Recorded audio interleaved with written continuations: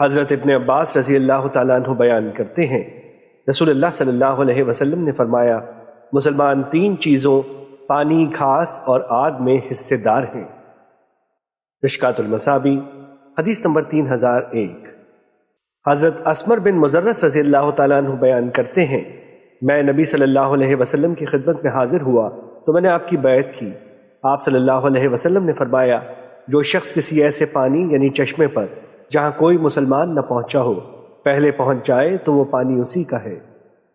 مشکات المصابیح حدیث نمبر 3002۔ حضرت عمر بن شعیب اپنے والد سے اور وہ اپنے دادا سے روایت کرتے ہیں، رسول اللہ صلی اللہ علیہ وسلم نے سیل محظور کے بارے میں فیصلہ فرمایا کہ اس کو روکا جائے حتیٰ کہ وہ پانی ٹخنوں تک پہنچ جائے، پھر بالائی حصے سے نشیبی حصے کو پانی چھوڑا جائے۔ مشکات المصابیح حدیث نمبر 3005۔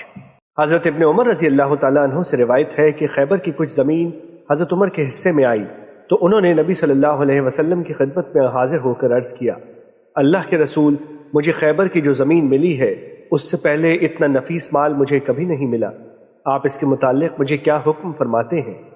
آپ صلی اللہ علیہ وسلم نے فرمایا، اگر تم چاہو تو اس کا اصل مال تم رکھ لو اور اس کی پیداوار صدقہ کر دو۔ حضرت عمر نے اس شرط پر اسے صدقہ کیا کہ اس کو اصل کو بیچا جائے گا، نہ ہبہ کیا جائے گا اور نہ ہی وراثت میں تقسیم ہوگا، اور اس کی پیداوار کو فقراء، رشتہ داروں، غلاموں کو آزاد کرانے، اللہ کی راہ میں مسافر پر اور مہمانوں پر خرچ کیا جائے گا، اور اس کی سرپرستی اور نگرانی کرنے والے پر اس بات میں کوئی گناہ نہیں کہ وہ اس میں سے بھلے طریقے سے کھائے، ذخیرہ نہ کرتے ہوئے دوسروں یعنی اہل خانہ وغیرہ کو بھی کھلائے۔ ابن سیرین نے فرمایا، مال جمع کرنے والا نہ ہو۔ مشکات المصابیح حدیث نمبر 3008۔ حضرت ابو ہریرہ رضی اللہ تعالیٰ عنہ نبی صلی اللہ علیہ وسلم سے روایت کرتے ہیں، آپ صلی اللہ علیہ وسلم نے فرمایا، عمرہ یعنی عمر بھر کا عطیہ جائز ہے۔ مشکات المصابیح حدیث نمبر 3009۔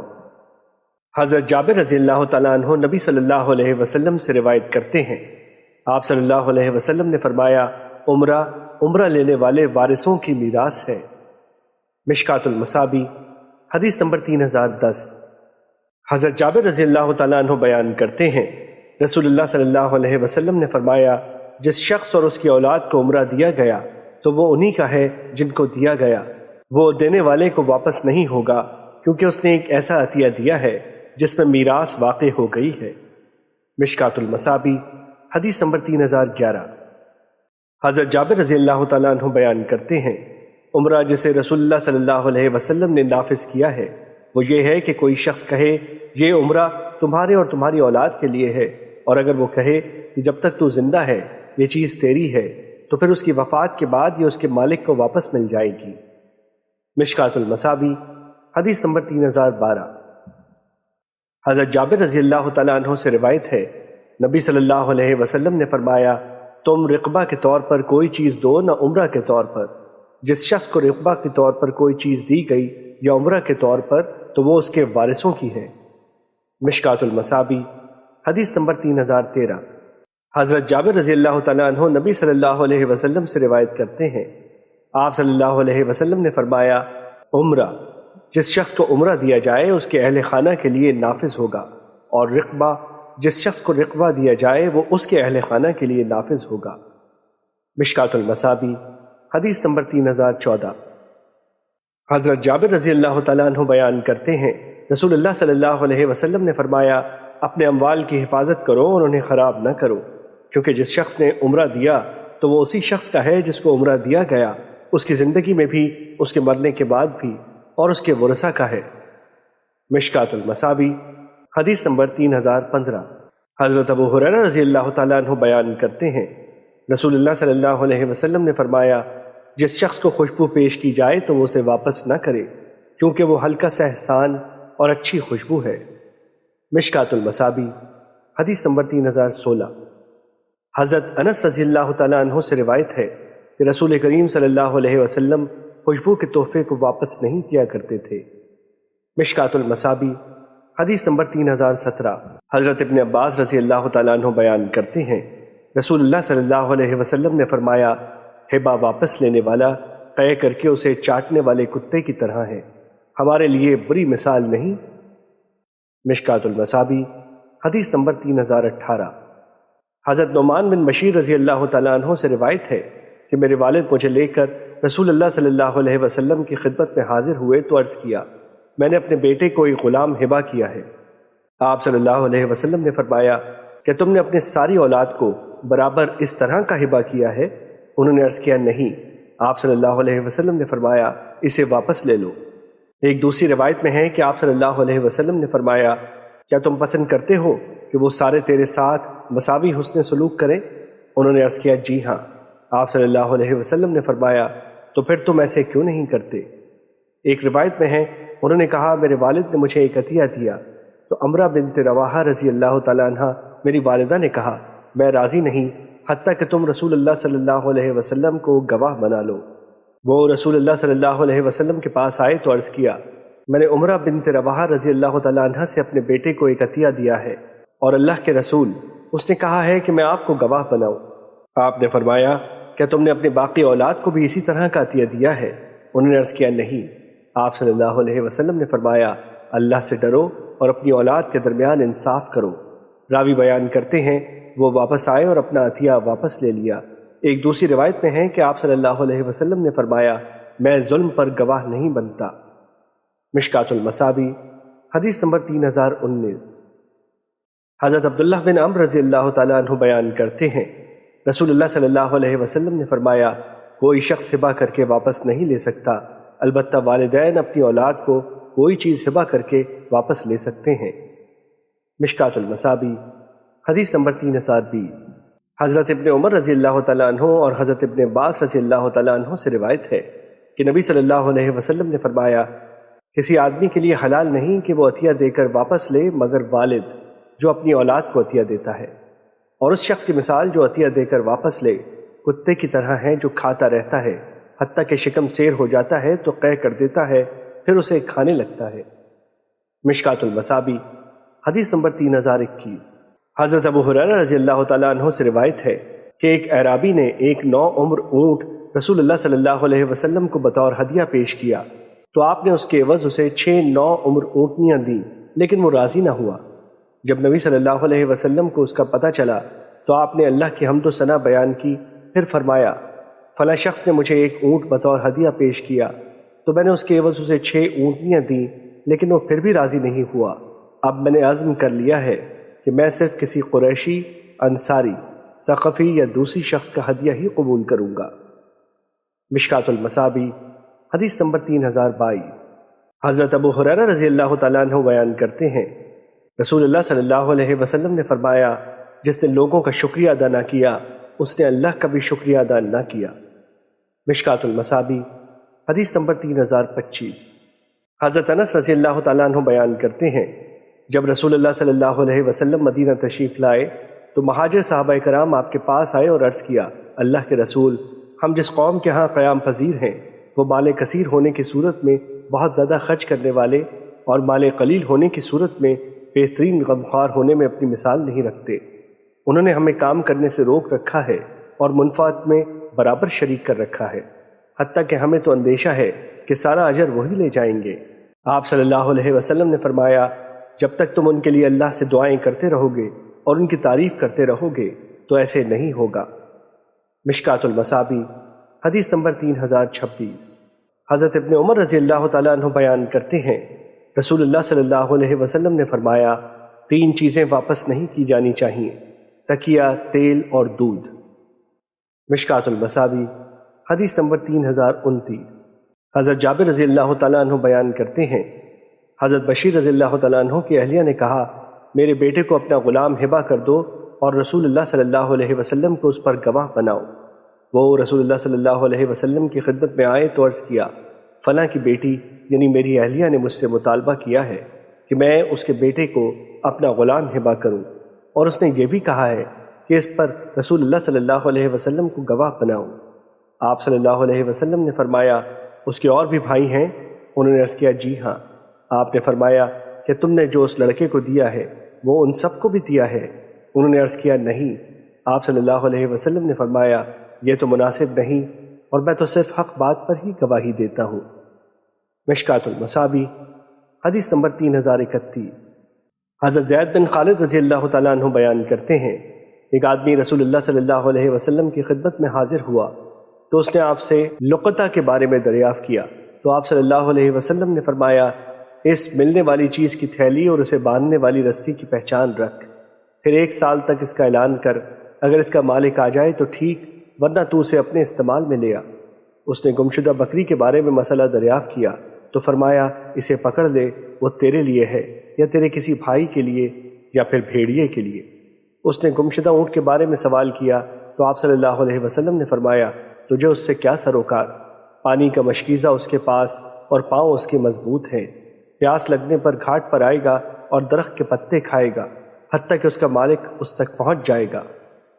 اور مسلم کی روایت میں ہے، آپ صلی اللہ علیہ وسلم نے فرمایا، 1 سال تک اس کا اعلان کر، پھر اس چیز کو باندھنے والی رسی اور اس کی تھیلی کی پہچان رکھ، پھر اسے استعمال میں لا، البتہ اگر اس کا مالک آ جائے تو پھر اسے اتنی قیمت ادا کر۔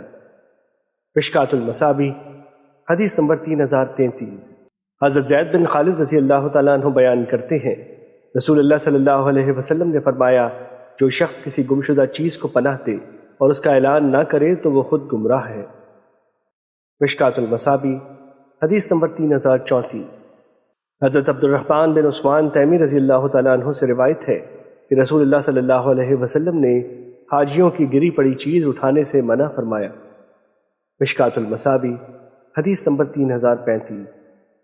حضرت عمرو بن شعیب اپنے والد سے اور وہ اپنے دادا سے روایت کرتے ہیں، اور انہوں نے رسول اللہ صلی اللہ علیہ وسلم سے روایت کیا کہ آپ سے درخت پر لٹکے ہوئے پھل کے متعلق دریافت کیا تو آپ نے فرمایا، اگر کوئی ضرورت مند شخص جو کہ کپڑے میں ڈال کر لے جانے والا نہ ہو وہاں اسے کھا لے تو اس پر کوئی مواخذہ نہیں، اور جو شخص وہاں سے کچھ ساتھ لے آئے تو اس پر 2 گناہ تاوان اور سزا ہے، اور جو شخص جنس کے ڈھیر لگ جانے کے بعد وہاں سے ڈھال کی قیمت کے برابر چوری کرے تو اس کا ہاتھ کاٹا جائے گا۔ اور گمشدہ اونٹ اور گمشدہ بکری کے بارے میں بھی دوسری چیزوں کی طرح ہی ذکر کیا گیا ہے۔ راوی بیان کرتے ہیں، آپ سے لقطہ کے بارے میں سوال کیا گیا تو آپ صلی اللہ علیہ وسلم نے فرمایا، اگر وہ شارع عام اور بڑی بستی سے ملے تو پھر تو 1 سال تک اس کا اعلان کر، اگر اس کا مالک آ جائے تو وہ اس کے حوالے کر، اور اگر کوئی مالک نہ آئے تو پھر وہ تیری ہے، اور اگر وہ کسی بے آباد قدیم جگہ سے ملے تو پھر اس میں اور مدفون خزینے میں 5واں حصہ ہے۔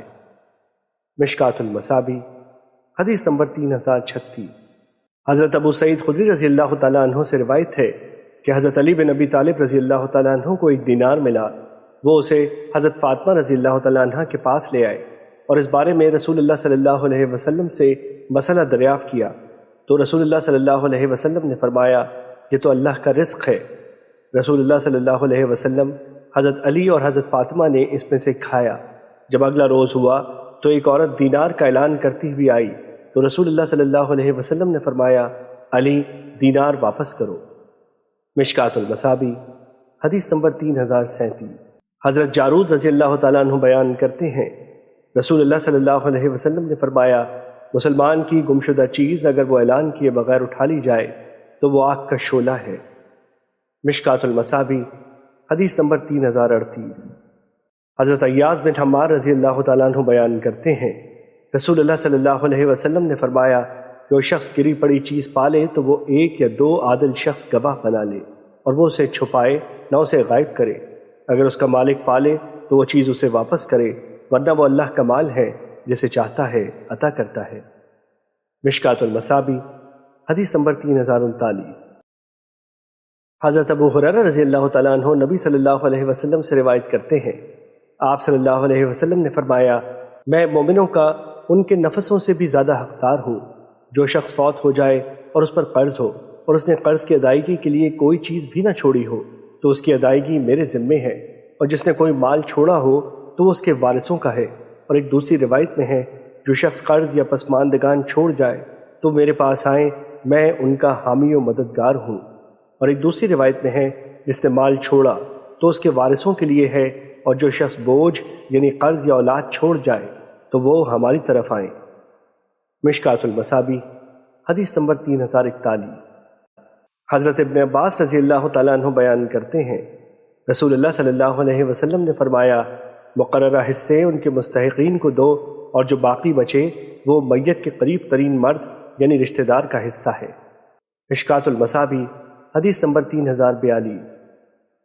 حضرت اسامہ بن زید رضی اللہ تعالیٰ عنہ بیان کرتے ہیں، رسول اللہ صلی اللہ علیہ وسلم نے فرمایا، مسلمان کافر کا اور کافر مسلمان کا وارث نہیں ہو سکتا۔ مشکات المصابی حدیث نمبر 3043۔ حضرت انس رضی اللہ تعالیٰ عنہ نبی صلی اللہ علیہ وسلم سے روایت کرتے ہیں، آپ صلی اللہ علیہ وسلم نے فرمایا، قوم کا آزاد کردہ غلام انہی میں سے ہوتا ہے۔ مشکات المصابی حدیث نمبر 3044۔ حضرت انس رضی اللہ تعالیٰ عنہ بیان کرتے ہیں، رسول اللہ صلی اللہ علیہ وسلم نے فرمایا، قوم کا بھانجا انہی میں شمار ہوتا ہے۔ مشکات المصابی حدیث نمبر 3045۔ حضرت عبداللہ بن عمر رضی اللہ تعالیٰ عنہ بیان کرتے ہیں، رسول اللہ صلی اللہ علیہ وسلم نے فرمایا، دو مختلف دین کے حامل افراد باہم وارث نہیں ہو سکتے۔ مشکات المصابی حدیث نمبر 3046۔ حضرت امام ترمذی نے اسے جابر رضی اللہ تعالیٰ عنہ سے روایت کیا ہے۔ مشکات المصابی حدیث نمبر 3047۔ حضرت ابو ہریرہ رضی اللہ تعالیٰ عنہ بیان کرتے ہیں، رسول اللہ صلی اللہ علیہ وسلم نے فرمایا، قاتل مقتول کا وارث نہیں ہو سکتا۔ مشکات المصابی حدیث نمبر 3048۔ حضرت بریدہ رضی اللہ تعالیٰ عنہ نبی صلی اللہ علیہ وسلم سے روایت کرتے ہیں کہ آپ صلی اللہ علیہ وسلم نے میت کی ماں نہ ہونے کی صورت میں دادی نانی کے لیے چھٹا حصہ مقرر فرمایا۔ مشکات المصابی حدیث نمبر 3049۔ حضرت کثیر بن عبداللہ اپنے والد سے اور وہ اپنے دادا سے روایت کرتے ہیں، انہوں نے کہا، رسول اللہ صلی اللہ علیہ وسلم نے فرمایا، قوم کا آزاد کردہ غلام انہی میں سے ہے، قوم کا حلیف انہی میں سے ہے، اور قوم کا بھانجا انہی میں سے ہے۔ مشکات المصابی حدیث نمبر 3051۔ حضرت مقدام رضی اللہ تعالیٰ عنہ بیان کرتے ہیں، رسول اللہ صلی اللہ علیہ وسلم نے فرمایا، میں ہر مومن سے خود اس سے بھی زیادہ تعلق رکھتا ہوں جو شخص قرض یا پسماندگان چھوڑ جائے تو ان کا خیال رکھنا ہماری ذمہ داری ہے، اور جو شخص مال چھوڑ جائے تو وہ اس کے وارثوں کے لیے ہے، اور جس کا کوئی مولا یعنی حمایتی و مددگار نہ ہو اس کا میں مولا ہوں، اس کے مال کا میں وارث بنوں گا، اس کے قیدی کو میں چھڑاؤں گا، جس کا کوئی وارث نہ ہو اس کا وارث ماموں ہے، وہ اس کے مال کا وارث ہوگا اور اس کے قیدی کو چھڑائے گا، اور ایک روایت میں ہے، جس کا کوئی وارث نہ ہو اس کا میں وارث ہوں، اس کی طرف سے دیت بھی دوں گا اور اس کا وارث بھی بنوں گا، اور جس کا کوئی وارث نہ ہو اس کا ماموں وارث ہے، وہ اس کی طرف سے دیت دے گا اور اس کا وارث بنے گا۔ مشکات المصابی حدیث نمبر 3052۔ حضرت عائشہ رضی اللہ تعالیٰ عنہ سے روایت ہے کہ رسول اللہ صلی اللہ علیہ وسلم کا آزاد کردہ غلام فوت ہو گیا اور اس نے کچھ مال چھوڑا اور اس نے کوئی قریبی رشتہ دار چھوڑا نہ اولاد، تو رسول اللہ صلی اللہ علیہ وسلم نے فرمایا، اس کی میراث اس کی بستی کے کسی آدمی کو دے دو۔ مشکات المصابی حدیث نمبر 3055۔ حضرت بریدہ رضی اللہ تعالیٰ عنہ بیان کرتے ہیں، خزاعہ قبیلے کا ایک آدمی فوت ہو گیا تو اس کی میراث نبی صلی اللہ علیہ وسلم کی خدمت میں پیش کی گئی۔ آپ نے فرمایا، اس کا کوئی وارث یا کوئی رشتہ دار تلاش کرو۔ انہوں نے اس کا کوئی وارث پایا نہ کوئی رشتہ دار، تو رسول اللہ صلی اللہ علیہ وسلم نے فرمایا، خزاعہ قبیلے کے کسی عمر رسیدہ شخص کو دے دو۔ اور ابو داؤد ہی کی روایت میں ہے، فرمایا، خزاعہ قبیلے کا کوئی بڑا آدمی دیکھو۔ مشکات المصابی حدیث نمبر 3056۔ حضرت حذیل بن شرحبیل بیان کرتے ہیں، حضرت ابو موسیٰ اشعری رضی اللہ تعالیٰ عنہ سے بیٹی، پوتی اور بہن کے حصے کے بارے میں سوال کیا گیا تو انہوں نے فرمایا، بیٹی کے لیے نصف، بہن کے لیے نصف، اور تم ابن مسعود کے پاس جاؤ، وہ بھی میرے موافق فتویٰ دیں گے۔ حضرت عبداللہ بن مسعود رضی اللہ تعالیٰ عنہ سے مسئلہ دریافت کیا گیا اور انہیں بتایا گیا کہ حضرت ابو موسیٰ رضی اللہ تعالیٰ عنہ نے یہ فتویٰ دیا ہے، تو انہوں نے فرمایا، تب تو میں گمراہ ہو گیا اور میں ہدایت یافتہ لوگوں میں سے نہیں ہوں، میں اس کے متعلق وہی فیصلہ کروں گا جو نبی صلی اللہ علیہ وسلم نے کیا تھا، بیٹی کے لیے نصف، پوتی کے لیے چھٹا حصہ، اسی طرح 2/3 مکمل ہوا اور جو باقی بچے وہ بہن کے لیے ہے۔ ہم ابو موسیٰ رضی اللہ تعالیٰ عنہ کے پاس آئے تو انہیں ابن مسعود رضی اللہ تعالیٰ عنہ کے فتوے کے بارے میں بتایا تو انہوں نے فرمایا، جب تک یہ علامہ تم میں موجود ہے مجھ سے مسئلہ نہ پوچھا کرو۔ مشکات المصابی حدیث نمبر 3059۔ حضرت قبیصہ بن زویب بیان کرتے ہیں، دادی نانی حضرت ابو بکر رضی اللہ تعالیٰ عنہ کے پاس آئیں اور اس نے اپنے میراث کے بارے میں آپ سے مسئلہ دریافت کیا تو انہوں نے ان سے کہا، تمہارے لیے اللہ کی کتاب میں کوئی حصہ ہے نہ رسول اللہ صلی اللہ علیہ وسلم کی سنت میں، آپ جائیں حتیٰ کہ میں لوگوں سے پوچھ لوں۔ انہوں نے پوچھا تو حضرت مغیرہ بن شعبہ رضی اللہ تعالیٰ عنہ نے فرمایا، میں رسول اللہ صلی اللہ علیہ وسلم کی خدمت میں حاضر تھا کہ آپ نے اسے یعنی دادی نانی کو چھٹا حصہ دیا۔ حضرت ابو بکر رضی اللہ تعالیٰ عنہ نے فرمایا کہ تمہارے ساتھ کوئی اور بھی ہے؟ تو محمد بن مسلمہ نے بھی ویسے ہی کہا جیسے مغیرہ نے کہا تھا۔ تو حضرت ابو بکر رضی اللہ تعالیٰ عنہ نے دادی نانی کے متعلق اسے نافذ کر دیا۔ پھر ایک اور دادی نانی حضرت عمر رضی اللہ تعالیٰ عنہ کے پاس آئیں اور اپنے میراث کے متعلق دریافت کیا تو انہوں نے فرمایا وہ چھٹا حصہ ہی ہے، اگر تم دونوں اکٹھی ہو تو وہ تم دونوں کے درمیان تقسیم ہوگا اور تم دونوں میں سے جو بھی اکیلی ہوگی تو وہ حصہ اسے ملے گا۔ مشکات المصابیح حدیث نمبر 3061۔ حضرت ضحاک بن سفیان رضی اللہ تعالیٰ عنہ سے روایت ہے کہ رسول اللہ صلی اللہ علیہ وسلم نے ان کے نام خط لکھا کہ اشم الزبابی کی اہلیہ کو اس کے خاوند کی دیت سے میراث دو۔ مشکات المصابیح حدیث نمبر 3063۔ حضرت تمیم داری رضی اللہ تعالیٰ عنہ بیان کرتے ہیں، میں نے رسول اللہ صلی اللہ علیہ وسلم سے مسئلہ دریافت کیا کہ اہل شرک میں سے اس آدمی کے بارے میں جو کسی مسلمان شخص کے ہاتھوں پر اسلام قبول کر لے شرعی حکم کیا ہے؟ آپ صلی اللہ علیہ وسلم نے فرمایا وہ اس کی حیات و ممات کے بارے میں تمام لوگوں سے زیادہ حقدار ہے۔ مشکات المصابیح حدیث نمبر 3064۔ حضرت ابن عباس رضی اللہ تعالیٰ عنہ سے روایت ہے کہ ایک آدمی فوت ہو گیا تو اس نے صرف ایک غلام چھوڑا جس کو اس نے آزاد کیا تھا۔ نبی صلی اللہ علیہ وسلم نے فرمایا کیا اس کا کوئی وارث ہے؟ صحابہ نے عرض کیا نہیں، صرف وہ ایک غلام ہے جسے اس نے آزاد کیا تھا۔ تو نبی صلی اللہ علیہ وسلم نے اس کی میراث اس کو دے دی۔ مشکات المصابیح حدیث نمبر 3065۔ حضرت عبداللہ بن عمر رضی اللہ تعالیٰ عنہ سے روایت ہے کہ رسول اللہ صلی اللہ علیہ وسلم نے فرمایا جو میراث دور جاہلیت میں تقسیم کی گئی تو وہ جاہلیت کی تقسیم کے مطابق ہے، اور جو میراث دور اسلام میں ہوئی تو وہ اسلام کی تقسیم کے مطابق ہے۔ مشکات المصابیح حدیث نمبر 3067۔ حضرت ابن عمر رضی اللہ تعالیٰ عنہ بیان کرتے ہیں رسول اللہ صلی اللہ علیہ وسلم نے فرمایا جو مسلمان وصیت کرنا چاہتا ہے اس کے لیے مناسب نہیں کہ وہ 2 راتیں بھی یوں گزار دے کہ وصیت اس کے پاس لکھی ہوئی نہ ہو۔ مشکات المصابیح حدیث نمبر 3070۔ حضرت سعد بن ابی وقاص رضی اللہ تعالیٰ عنہ بیان کرتے ہیں فتح مکہ کے سال میں شدید بیمار ہو گیا حتیٰ کہ میں موت کے کنارے پہنچ گیا۔ رسول اللہ صلی اللہ علیہ وسلم میری عیادت کے لیے تشریف لائے تو میں نے عرض کیا اللہ کے رسول میرے پاس مال بہت زیادہ ہے اور میری صرف ایک بیٹی اس کی وارث ہے، کیا میں اپنے سارے مال کے متعلق وصیت کر دوں؟ فرمایا نہیں۔ میں نے عرض کیا اپنے مال کا 2/3؟ فرمایا نہیں۔ میں نے عرض کیا نصف؟ آپ صلی اللہ علیہ وسلم نے فرمایا نہیں۔ میں نے عرض کیا 1/3؟ آپ صلی اللہ علیہ وسلم نے فرمایا 1/3 جبکہ 1/3 بھی زیادہ ہے۔ اگر تم اپنے وارثوں کو مالدار چھوڑو یہ اس سے بہتر ہے کہ وہ تنگ دست ہو اور لوگوں کے آگے ہاتھ پھیلاتے پھریں، اور تم اللہ کی رضا کے لیے جو بھی خرچ کرو گے اس پر تمہیں اجر دیا جائے گا حتیٰ کہ وہ لقمہ جو تم اپنی اہلیہ کے منہ تک پہنچاتے ہو۔ مشکات المصابیح حدیث نمبر 3071۔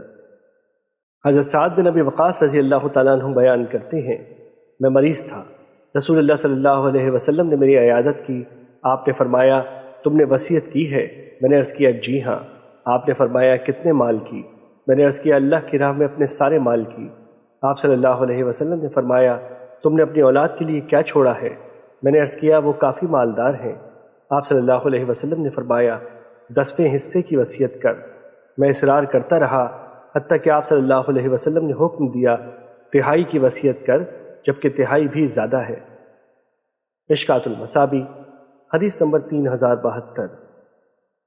حضرت ابو امامہ رضی اللہ تعالیٰ عنہ بیان کرتے ہیں میں نے رسول اللہ صلی اللہ علیہ وسلم کو خطبہ حجۃ الوداع کے موقع پر فرماتے ہوئے سنا اللہ نے ہر حقدار کو اس کا حق دے دیا، وارث کے لیے وصیت کرنے کا کوئی حق نہیں۔ اور امام ترمذی نے یہ اضافہ نقل کیا بچہ بیوی کے مالک کا ہے جبکہ زانی کے لیے پتھر یعنی رجم ہے اور ان کا حساب اللہ کے ذمے ہے۔ مشکات المصابیح حدیث نمبر 3073۔ حضرت ابو ہریرہ رضی اللہ تعالیٰ عنہ نبی صلی اللہ علیہ وسلم سے روایت کرتے ہیں آپ صلی اللہ علیہ وسلم نے فرمایا بے شک آدمی اور عورت 60 سال تک اللہ کی اطاعت میں نیک عمل کرتے رہتے ہیں، پھر انہیں موت آتی ہے تو وہ وصیت میں کسی کو نقصان پہنچا جاتے ہیں تو ان دونوں کے لیے جہنم کی آگ واجب ہو جاتی ہے۔ پھر ابو ہریرہ رضی اللہ تعالیٰ عنہ نے یہ آیت تلاوت فرمائی۔ ترجمہ: وراثت کی تقسیم وصیت کے نفاذ اور قرض کی ادائیگی کے بعد ہے، اور وہ وصیت نقصان پہنچانے والی نہ ہو، اور یہ بہت بڑی کامیابی ہے۔ مشکوٰۃ المصابیح حدیث نمبر 3075۔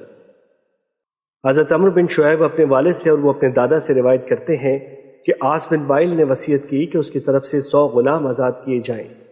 ان کے بیٹے ہشام نے ان کی طرف سے 50 غلام آزاد کیے، اور ان کے بیٹے حضرت عمرو رضی اللہ تعالیٰ عنہ نے ان کی طرف سے 50 غلام آزاد کرنے کا ارادہ کیا تو کہا حتیٰ کہ میں رسول اللہ صلی اللہ علیہ وسلم سے مسئلہ دریافت کر لوں۔ وہ نبی صلی اللہ علیہ وسلم کی خدمت میں حاضر ہوئے تو عرض کیا، اللہ کے رسول، میرے والد نے وصیت کی تھی کہ ان کی طرف سے 100 غلام آزاد کیے جائیں۔ ہشام نے ان کی طرف سے 50 آزاد کر دیے ہیں اور باقی 50 رہ گئے ہیں، کیا میں ان کی طرف سے آزاد کر دوں؟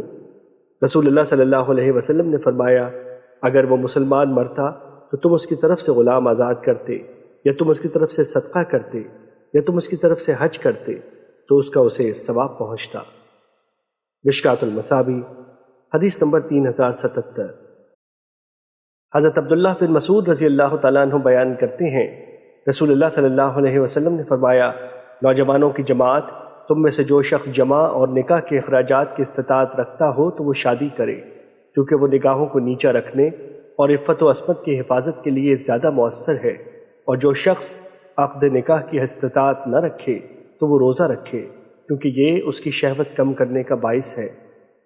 مشکوٰۃ المصابیح حدیث نمبر 3080۔ حضرت سعد بن ابی وقاص رضی اللہ تعالیٰ عنہ بیان کرتے ہیں، رسول اللہ صلی اللہ علیہ وسلم نے حضرت عثمان بن مظعون رضی اللہ تعالیٰ عنہ کی ترک نکاح کی سوچ کو رد فرمایا، اور اگر آپ انہیں اجازت دے دیتے تو ہم خسی ہو جاتے۔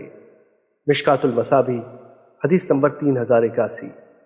حضرت ابو ہریرہ رضی اللہ تعالیٰ عنہ بیان کرتے ہیں، رسول اللہ صلی اللہ علیہ وسلم نے فرمایا، عورت سے 4 چیزوں، اس کے مال، اس کے حسب و نسب، اس کے حسن و جمال اور اس کے دین کی وجہ سے نکاح کیا جاتا ہے۔ تیرے ہاتھ خاک آلود ہوں، تم دیندار کے ساتھ نکاح کر کے کامیابی حاصل کرو۔ مشکوٰۃ المصابیح حدیث نمبر 3082۔ حضرت عبداللہ بن عمرو رضی اللہ تعالیٰ عنہ بیان کرتے ہیں، رسول اللہ صلی اللہ علیہ وسلم نے فرمایا، دنیا مکمل طور پر متاع ہے، اور بہترین متاع دنیا نیک بیوی ہے۔ مشکوٰۃ المصابیح حدیث نمبر 3083۔ حضرت ابو ہریرہ رضی اللہ تعالیٰ عنہ بیان کرتے ہیں، رسول اللہ صلی اللہ علیہ وسلم نے فرمایا، اونٹوں پر سوار ہونے والی عرب عورتوں میں سے قریش کی صالحہ خواتین بہتر ہیں، وہ اپنے چھوٹے بچوں پر نہایت شفیق اور شوہر کے مال کی انتہائی محافظ ہوتی ہیں۔ مشکوٰۃ المصابیح حدیث نمبر 3084۔ حضرت اسامہ بن زید رضی اللہ تعالیٰ عنہ بیان کرتے ہیں، رسول اللہ صلی اللہ علیہ وسلم نے فرمایا، میں اپنے بعد مردوں کے لیے عورتوں سے زیادہ مضر کوئی فتنہ خیال نہیں کرتا۔ مشکوٰۃ المصابیح حدیث نمبر 3085۔